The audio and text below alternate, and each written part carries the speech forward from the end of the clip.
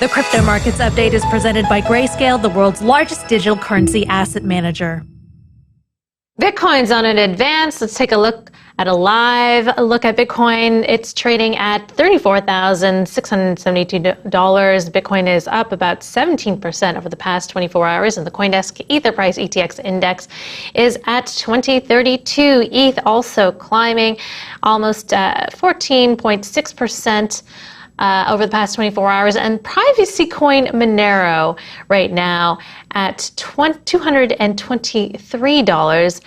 Monero also skyrocketing about 19% over the past 24 hours. Privacy coin Monero is becoming the cryptocurrency of choice among cybercriminals, according to a report from FT. The protocol gives users elevated privacy by obscuring transactions between senders and receivers. Joining us now to discuss is Vic Sharma, CEO of Cake Wallet, which was created in part to help users use and store Monero. Welcome to the show, Vic. So, just off the bat, I want to get your comment on the price of Monero. Relative to Bitcoin and other cryptocurrencies, does Monero move any differently or pretty much in line with the crypto markets?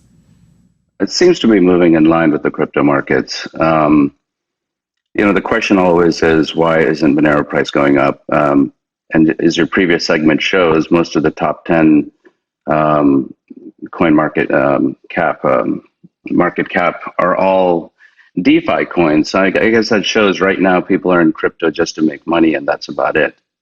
Is Monero the crypto of choice among cybercriminals? So what are your thoughts on that? Do you agree, or? I mean, it seems to be going that way. However, I think Bitcoin is still the number one choice of cybercriminals.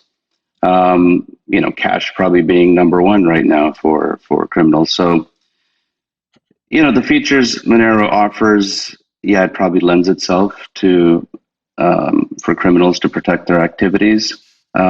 But 10 years ago, you read the same thing about Bitcoin. Do you see that changing? Revil, a Russian cybercriminal group, is reportedly only accepting ransoms in Monero. Colonial Pipeline ransomware attackers asked to be paid in Monero, but accepted Bitcoin at a premium. So do you see this as a trend? Unfortunately, it probably will become a trend. It is a double-edged sword. I think what Monero offers in terms of privacy for everyday use, for what you're buying, what you're not buying.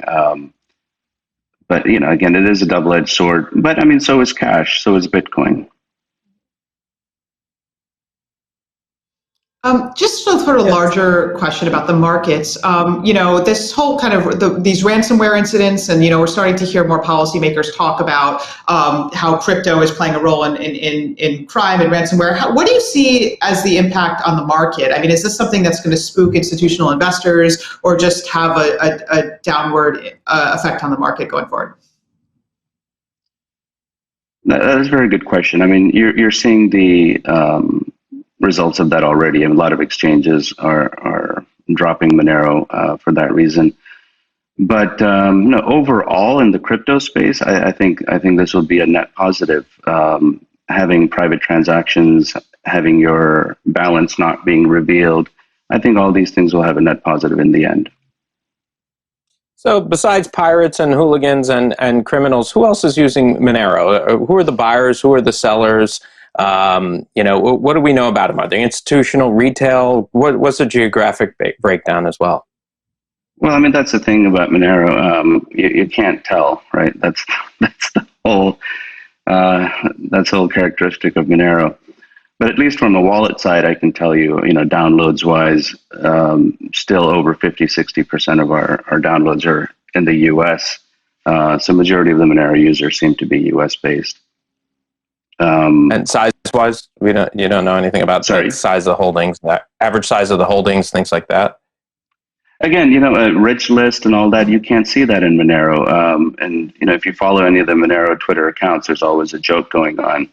Look at this rich list, right, and you look at it and it's all blank. You can't see how much each wallet is holding. Monero gets a lot of press related to, it's being used by cyber criminals, but what are some of the, why are you behind it? Why do you think that this is an important cryptocurrency to elevate? I think the way you spend your money and use your money is a private matter and should remain private. the same way as right now, you don't, when you go pay for something with your credit card, you don't want to show your whole balance in your bank account or your balance on your credit card. You don't want the receiver to be able to see all your transactions and all those transactions going back infinity. So that's why I'm a proponent of Monero.